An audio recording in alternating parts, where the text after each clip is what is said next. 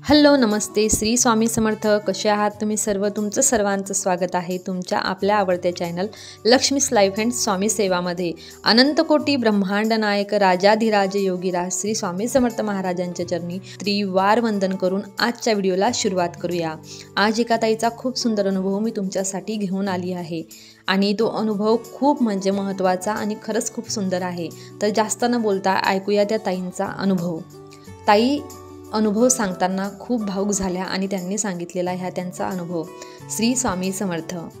मी माझा अनुभव तुम्हाला सांगते की मी स्वामी सेवेमध्ये कशी आली आणि स्वामी समर्थ महाराजांच्या कृपेमुळे मला सरकारी नोकरी ही कशी मिळाली आणि स्वामी महाराजांनी माझी इच्छा कशी पूर्ण केली. तर स्वामी समर्थ महाराजांना नतमस्तक होऊन आजचा अनुभव मी तुम्हाला ह्या सांगते. मी स्वामी सेवेकरी न होती, मी स्वामींना ओळखतसुद्धा नव्हती, पण स्वामी माझ्या आयुष्यात कसे आले याचा प्रवास एक वेगळ्या दिशेतच सुरू झाला. माझं लग्न झालं आणि माझं म्हणजे आधीपासूनच स्वप्न होतं. जेव्हा मी माझ्या मम्मी पप्पाकडे होती, माझे वडील वारलेले होते, माझी आई आणि माझा मोठा भाऊ जो होता तोच आमचा सांभाळ करत होता. तर माझं स्वप्न होतं ते होतं सरकारी नोकरीचं. भलेही पगार कमी असो किंवा जास्त असो, पण सरकारी नोकरी ही खूप महत्त्वाची असते. सरकारी नोकरीमुळे मनुष्याला खूप चांगल्या पदावरती असला किंवा कमी पदावरती असला तरी त्याला मान सन्मान खूप चांगला महत्त्वाचा असतो आणि महत्त्वाचा मान सन्मान त्याला मिळतो. तर माझं स्वप्न हे सरकारी नोकरीचं होतं. माझं लग्न झालं आणि लग्नानंतर माझे जे मिस्टर होते ते तर खूप खरंच मला त्यांनी सपोर्ट केला आणि खूप छान होते, खूप चांगल्या स्वभावाचे व्यक्ती होते ते आणि त्यांनी मला प्रत्येक वेळेस ह्या सपोर्ट त्यांचा मला मिळालाच. पण माझी सासू त्या थोडासा मला त्रास देत होत्या. माझे सासरेही खूप छान होते, त्यांनी पण मला खूप सपोर्ट केला, पण माझ्या सासूंना काही आवडायचं नाही की मी नोकरी करावी म्हणून. पण मी खूप प्रयत्न करत होती. मी म्हणजे प्रत्येक वेळेस नोकरी करता इतका प्रयत्न केला आणि गणपती बाप्पाचीही मी सेवा करत होती आणि त्यांना नेहमी प्रार्थना करायची की मला तुम्ही नोकरी लागू द्या. कसं असतं, नोकरी केल्यानंतर आपल्या आयुष्यामध्ये आपली जे पोझिशन असते ते दुसऱ्यांच्या दृष्टिकोनाने वेगळीच असते आणि आपल्याला तसा मान सन्मानही भेटतो. आणि मला नोकरी ही करायचीच होती, हे माझं स्वप्नच होतं. पण माझ्या सासूला नेहमी असं व्हायचं की मला नोकरी नाही लागणार आणि मी अभ्यासिकामध्ये जाऊन अभ्यास वगैरे करत होती. मी खूप प्रयत्न केले, खूप एक्झाम दिले, मी म्हणजे माझे प्रयत्न चालूच होते. मी क्लर्कच्या नोकरीकरता ही एक्झाम दिला होता, पण त्याच्यामध्ये खूप वेटिंग होती आणि मला असं वाटत होतं की माझा नंबर तर येणार नाही, कारण खूप अगोदरचे नंबर वेटिंगमध्ये होते आणि तर मला असं वाटलं मला नोकरी नाही लागणार इथे. आणि एके दिवशी मला खूप चिडचिड झाली. झालं असं, आम्ही जेवण करायला बसलो होतो, मी, माझी सासू आणि माझे मिस्टर. तर तेव्हा माझ्या सासू खूप चिडल्या. म्हणे काय हिने म्हणे सारखं सारखं लावून ठेवलं आहे, काही नोकरी वगैरे हिला काही लागणार नाही आहे म्हणे. किती वर्ष म्हणजे 3 वर्ष गेले म्हणे हिचे, काहीच हिला नोकरी वगैरे कुठे मिळत नाही आहे आणि रोज त्या अभ्यासिकामध्ये जाऊन बसते, काय माहिती म्हणे काय करत असते. तर हिला सांग म्हणे की नोकरीचं स्वप्न सोड आणि घरचे कामं सांभाळ. मला इतका रडू आला की रडून मी माझे डोळे पूर्ण लाल केले. मला म्हणजे खरंच तेव्हा असं वाटलं की काही मला नोकरी लागणार नाही आणि मी देवाला पण मनात पडलं तसं बोलत होती. मी देवालाही बोलली की सर्वांकरता तर तुम्ही सर्व काही करता, माझ्या भागानेच तुम्ही कुठे लपले झोपले का? तुम्हाला माझं बोलणं ऐकू येत नाही का? तुम्ही सर्वांच्या इच्छा पूर्ण करता, पण माझी इच्छा का बरं पूर्ण करत नाही आहे?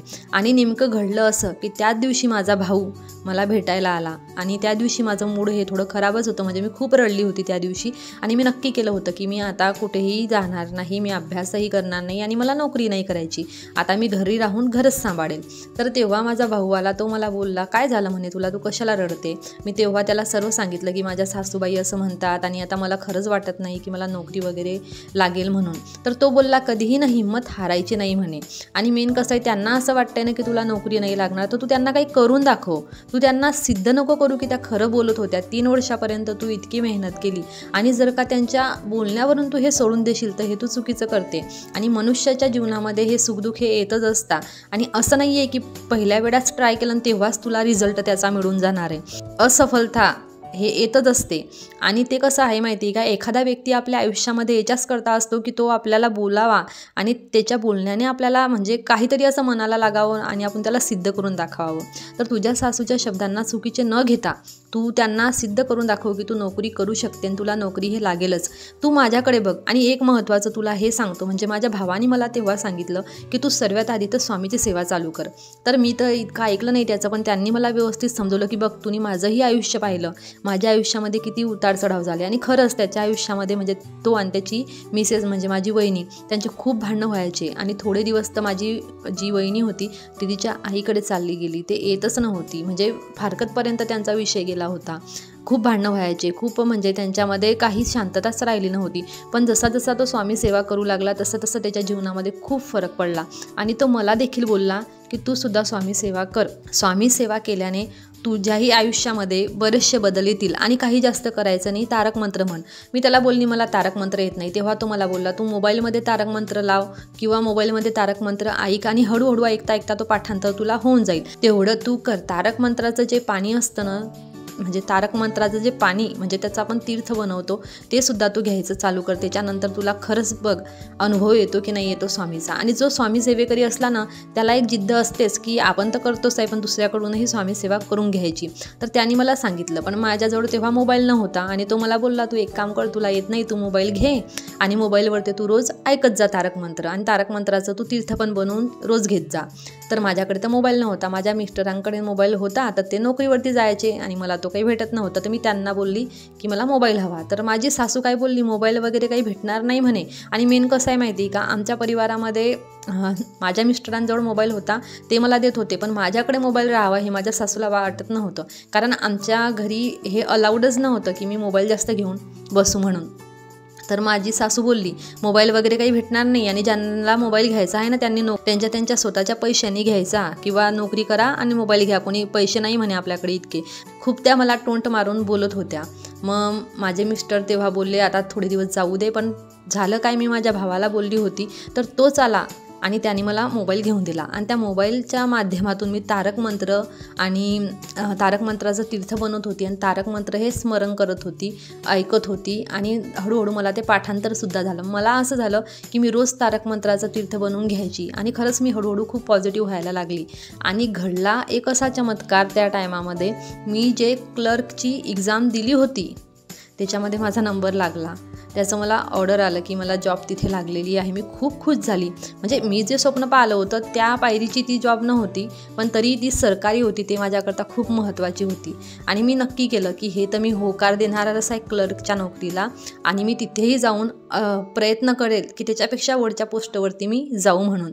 आणि झालं असं की माझे मिस्टरसुद्धा मला बोलले की तुला जे काही लोकेशन भेटेल तू ते होच सांग, तू नाही सांगू नको. तुला जिथेही लोकेशन भेटेल तिथे तू तुझी नोकरी चालू कर. वाटलंच तर तुझ्याकरता मी जी आपली मुलगी आहे तिला मी सांभाळून घेईल, तू तिची काळजी करू नको, पण तू नोकरीला हो सांग. आणि अशा रीते मला सरकारी नोकरी मिळाली. आणि खरंच म्हणजे तो क्षण माझ्या जीवनात असा होता की मला तेव्हा आठवलं की मी किती सर्व देवांना बोलत होती आणि आयुष्यामध्ये स्वामी आले आणि त्यानंतर माझ्या आयुष्याला एक वेगळीच उडान मिळाली. आणि खरं सांगू का, प्रयत्न करत राहिले ना तर भगवंत आपल्याला त्याचा आशीर्वाद किंवा त्याचा आपल्याला शुभ फळ देतच असतो.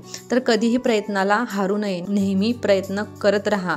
आणि मला सरकारी नोकरी मिळाली. माझी सासूही आता माझ्यासोबत खूप चांगली वागते आणि मेन म्हणजे हे माझ्या भावाच्या कारण घडलं. तर असा ह्या माझा अनुभव होता. श्री स्वामी समर्थ. बघा किती सुंदर अनुभव होता ह्या ताईचा. आणि एक महत्त्वाचा विषय असा आहे की ज्या वेळेस आपण हारतो त्यावेळेस देव कोणाला ना कोणाला कोणत्या ना कोणत्या रूपात आपल्याजवळ पाठवतो हिंमत देण्यासाठी. आणि स्वामी हे ज्याच्याही आयुष्यात आले ना ते अशाच प्रकारे आले की जेव्हा त्याची परिस्थिती खूप खराब आहे किंवा जेव्हा ते खूप संकटात आहे अशाच परिस्थितीत स्वामी प्रत्येक व्यक्तीच्या आयुष्यात आले. फक्त त्या व्यक्तीकडे तेवढी हिंमत आणि तेवढी श्रद्धा स्वामींची सेवा करण्याची पाहिजे आणि त्याचा विश्वासही स्वामींवरती तेवढा पाहिजे. आणि जर का असं असलं तर त्या व्यक्तीला ह्या स्वामीचा अनुभव येतोच. बघा ह्या ताईंचा किती सुंदर अनुभव होता. घरामधून आपल्याला बरेचसे लोकांना त्रास देत असतात, पण त्या त्रासाला न कंटाळता आपली स्वामी सेवाही चालू ठेवायची आणि आपलं प्रयत्नही चालू ठेवायचं. तर नक्की आपल्याला महाराज यश देतातच. तर असा ह्या ताईचा अनुभव तुम्हाला कसा वाटला मला नक्की कमेंट करून तुम्ही कळवा. आणि व्हिडिओ आवडला असेल तर एक लाईक तर बनत आहे. आणि हां, ज्यांना कोणाला असेच अनुभव येत असतील तर कृपया करून तुमचे अनुभव तुम्ही माझ्यासोबत शेअर करू शकता. तुम्ही मला कमेंट करा, मी तुम्हाला एक नंबर देईल, त्या नंबरवरती आपण बोलूया. तुम्ही तुमचा अनुभव मला शेअर करू शकता. कारण तुम्हाला अनुभव आला तर तो नक्कीच तुम्ही सांगा. कारण तुमच्या एका अनुभवाच्यामुळे एकाही व्यक्तीच्या जीवनात जर का परिवर्तन झालं आणि तो स्वामी सेवेत किंवा इतर कोणत्या कोणतेही देव बघा, प्रत्येक व्यक्तीचा वेगळा वेगळा देव असतो, प्रत्येक व्यक्तीची वेगळ्या वेगळ्या देवावरती श्रद्धा असते. ज्या कोण्या व्यक्तीला ज्या देवाबद्दलचा अनुभव आलेला आहे, जसं शिवजी झाले, हनुमानजी झाले, दुर्गा माता झाल्या, लक्ष्मी माता झाल्या किंवा स्वामी झाले, दत्तगुरू झाले, कोणत्याही देवाचा कोणाला अनुभव आला असेल तर तुम्ही मला सांगा. कारण तुमच्या एका अनुभवाच्यामुळे एकाही व्यक्तीच्या जीवनामध्ये जर का सेवा करण्याचा भाव उत्पन्न झाला आणि त्याचं आयुष्य तुमच्या कारण बदललं तर त्यांचं पूर्ण श्रेय हे तुम्हाला जाईल. तर न चुकता तुमचा अनुभव मला शेअर करा आणि आजचा व्हिडिओ आवडला असेल तर लाईक करा. झालेली सेवा हे माझ्या स्वामी आईंच्या चरणी अर्पण करते आणि स्वामी समर्थ महाराजांना एवढीच विनंती करते की स्वामी आई तुमच्या सर्व चांगल्या इच्छा नेहमी पूर्ण करो, अशी माझ्या स्वामी आईंना प्रार्थना. श्री स्वामी समर्थ.